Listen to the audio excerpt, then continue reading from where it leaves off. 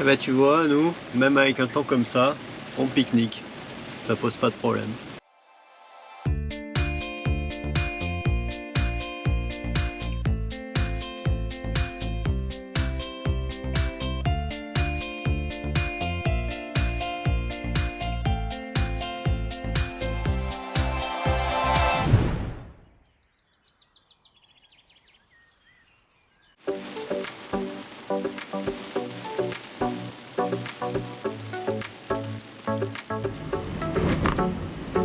Dans 400 mètres, au rond-point, prendre la première sortie sur Via Litoranea Sud, SP45.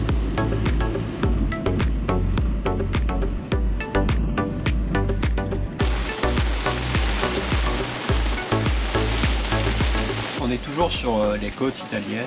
On a passé Rome, on va continuer à remonter. On a quelques jours de très mauvais temps là, en ce moment. Mais quand même l'avantage avec le van, c'est que là on cherchait un petit coin pour manger. Et Agnès nous a trouvé un petit endroit là sur un parking en bord de mer. Alors on s'est garé, on a mangé, on prend notre café et on regarde la pluie tomber dehors. On regarde les vagues qui se déchaînent. Eh ben tu vois, nous, même avec un temps comme ça, on pique-nique. Ça pose pas de problème.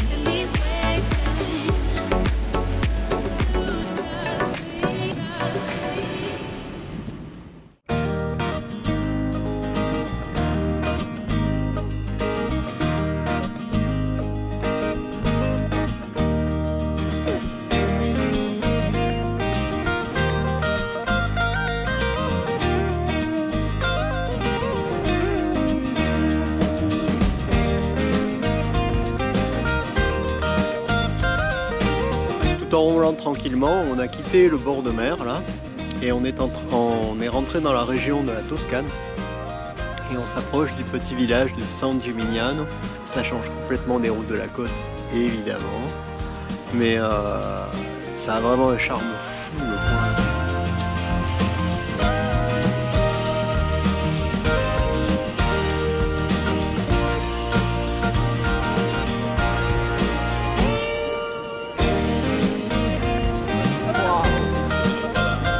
La particularité de la ville, c'est qu'elle abrite des maisons tours. Il y a beaucoup de maisons qui sont en forme de tour, et c'est une vingtaine je crois. Et c'est ce qui fait le côté typique de San Gimignano.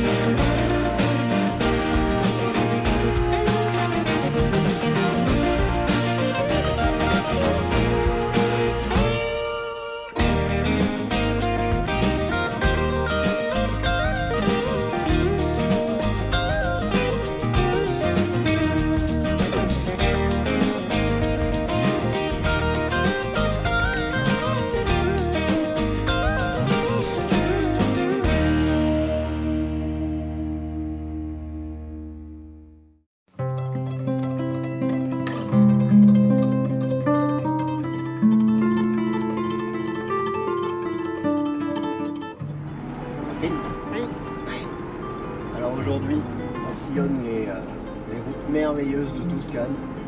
On a dormi dans un petit village. Et on est en train de se rapprocher de Pise tout doucement. En prenant les petites routes. C'est vraiment un régal la Toscane. Ah, tout le monde le sait, hein, mais bon, maintenant moi aussi je le sais. Voilà.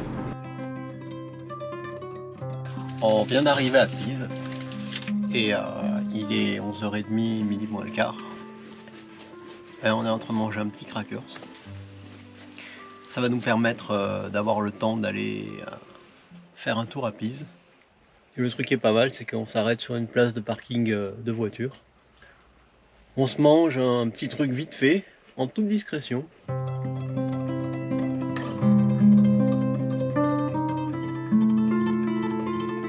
Et donc, chemin faisant, on arrive tout doucement à la fameuse tour de Pise. Sérieux, c'est trop bizarre comme truc. Vraiment super penché. Je pensais que ça serait penché, mais pas autant quoi.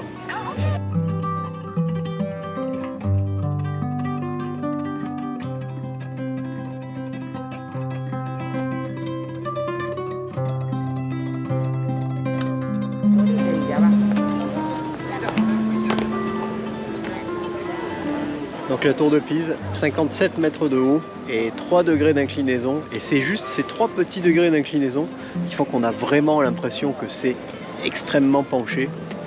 Agnès me disait à partir de 5 degrés elle tombe. Je pense qu'on va pas attendre, hein. On va partir avant.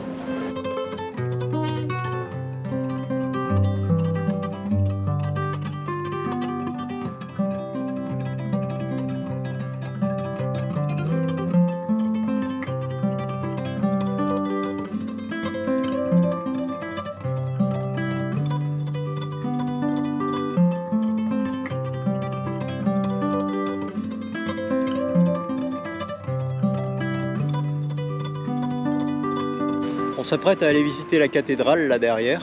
Malheureusement je ne pourrai pas filmer à l'intérieur parce que c'est pas autorisé.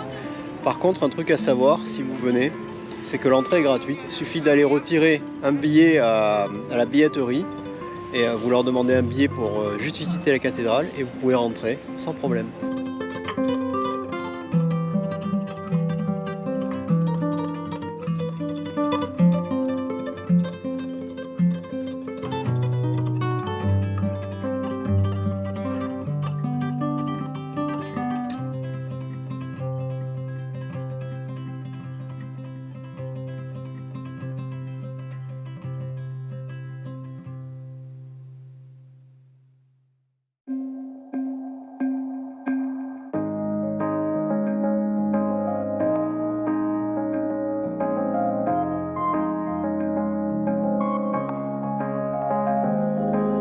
Cette nuit, on a dormi dans un endroit un peu original, puisqu'on est dans un endroit où on peut réparer les bateaux.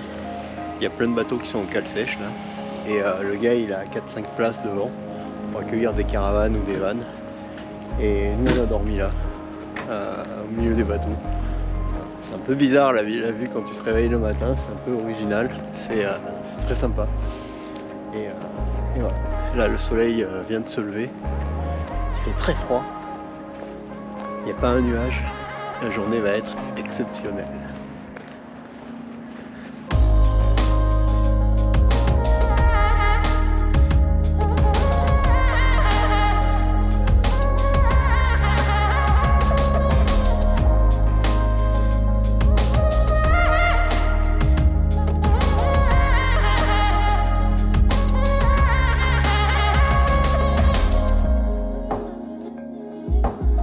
On est dans le parc régional des 5 Terres et alors la route elle est terrifiante et on est content d'être au mois de décembre qu'il n'y a personne. Tout en avançant tranquillement là, on est arrivé à un endroit où il y a des départs de parapente. Alors je ne résiste pas à l'envie de vous partager cette vue qui est absolument incroyable.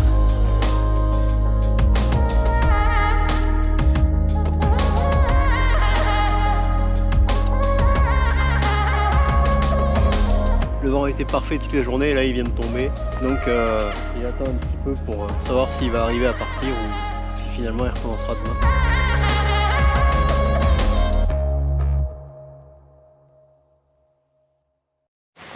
Alors nous venons d'arriver au petit village de Levanto.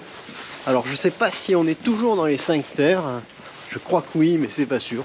On a trouvé un petit camping sympa. Alors les campings en Italie, il faut savoir que généralement c'est plutôt cher et plutôt moins bien équipé. Alors surtout dans le sud de l'Italie où c'est très cher et très mal équipé.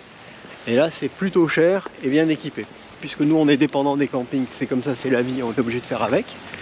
Et donc là maintenant on part à la visite et à la découverte de la petite commune de Levanto qui est juste en bordure de mer. Le soleil est en train de se coucher, ça va être magnifique.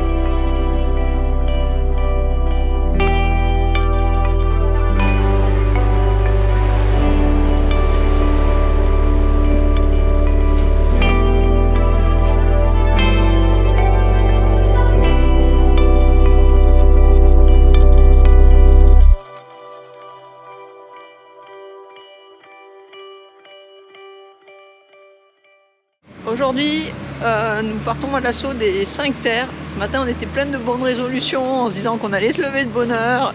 Et puis finalement, on a traîné. Mais bon, c'est pas grave. C'est fait aussi pour ça, le voyage, pour prendre son temps, pour apprécier. Là, on est en route pour la gare, où on va prendre le train qui va nous permettre de visiter les 5 villages. Parce qu'en fait, en voiture, c'est vraiment pas possible. Hier, on a essayé de s'arrêter à 2 villages, mais en fait, il n'y a pas de parking. Et à l'intérieur des villages, c'est des zones ZTL, zones à trafic limité. Donc réservées aux habitants. On s'est garé un petit peu plus loin, un petit village qui s'appelle Les Vantaux. Et là, on va prendre le train. Je pense qu'on va prendre la carte 5 terres qui permet de prendre le train en illimité, donc de descendre et de remonter dans le train quand on veut. Grâce à ce billet, tu peux aussi emprunter les chemins de randonnée qui sont entre les villages.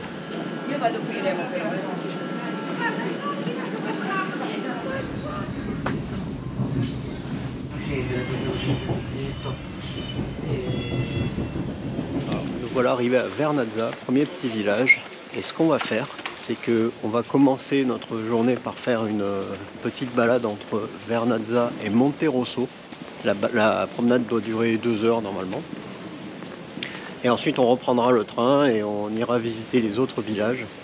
On le fait dans ce sens parce que sinon, là en ce moment, la nuit tombe vers 4h30, 5h ici. Et ça serait pas le bon plan de se retrouver sur un chemin de rando en pleine nuit. Cet après-midi, ce soir, on visitera les autres villages tranquillement.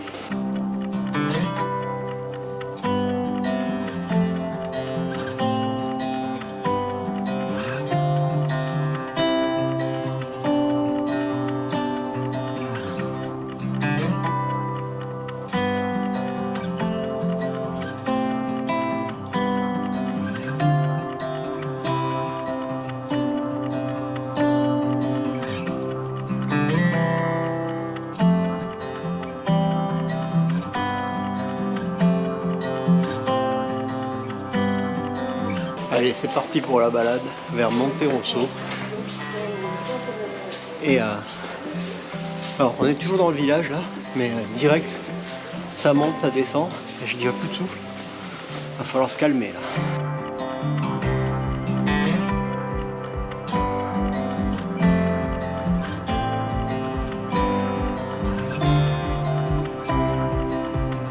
Alors, le village est vraiment très joli. C'est magnifique. Et il y a beaucoup de maisons qui sont abîmées, il y a beaucoup de maisons qui sont en restauration ou déjà restaurées. Tu vois qu'il y a beaucoup d'entretien quand même.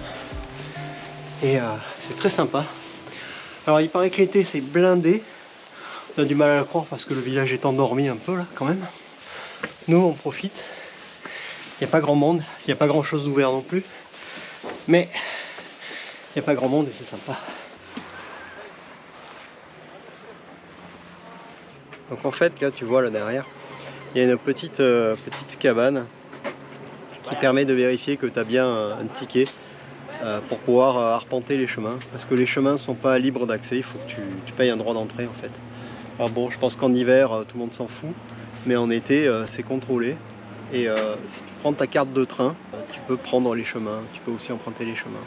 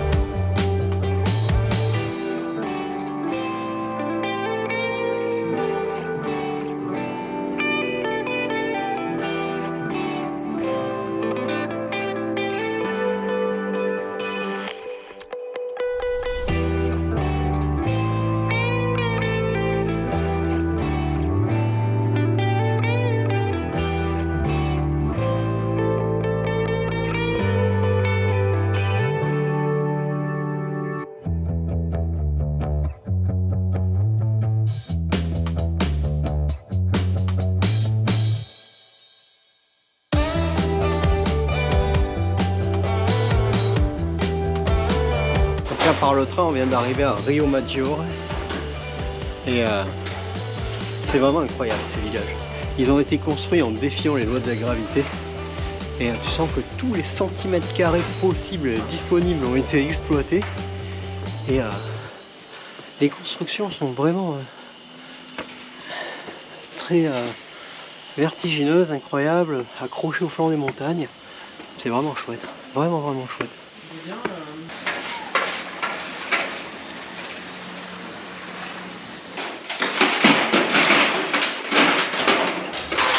Le plus incroyable dans ces petits villages, c'est le calme. T'entends rien, c'est un régal.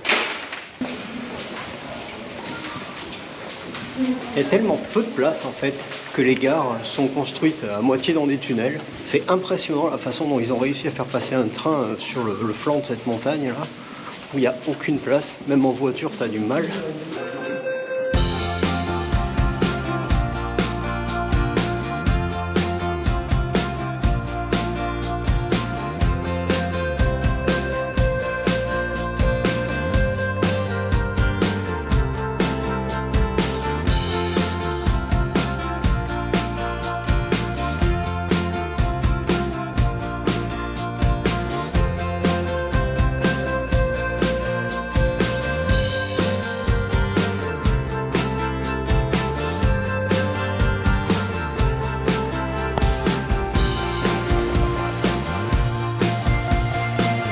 Alors ces petits villages des 5 terres là, ils sont magnifiques, c'est vraiment magnifique.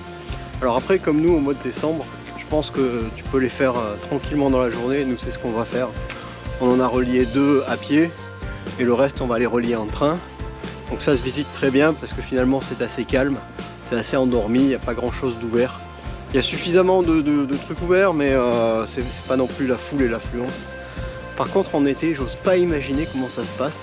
Il va y avoir du monde partout et j'ose pas imaginer comment ça se passe sur les chemins de rando parce qu'il y a des endroits où il y avait juste la place d'une personne. Donc si c'est tout le monde à la queue leu pour les randos, ça va être difficile. Finalement les 5 terres en hors saison, c'est pas mal. Le truc à savoir aussi, c'est qu'il y a des morceaux du chemin qui relient les 5 villages là, qui sont totalement fermés. Et fermés, hein. C'est pas juste avec une ficelle, c'est fermé avec une grosse grille parce qu'il y a des morceaux qui se sont éboulés.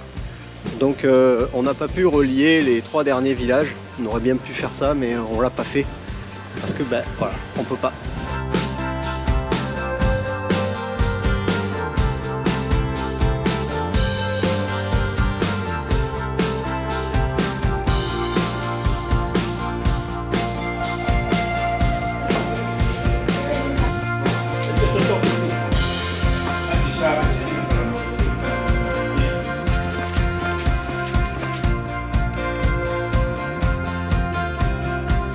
Bon, après avoir vu très rapidement le village de Corniglia, en fait il fait nuit, on voit plus grand chose. On redescend tranquillement toutes les marches. En fait tranquillement, on a moins de 20 minutes pour arriver à la gare, sinon on se loupe le train.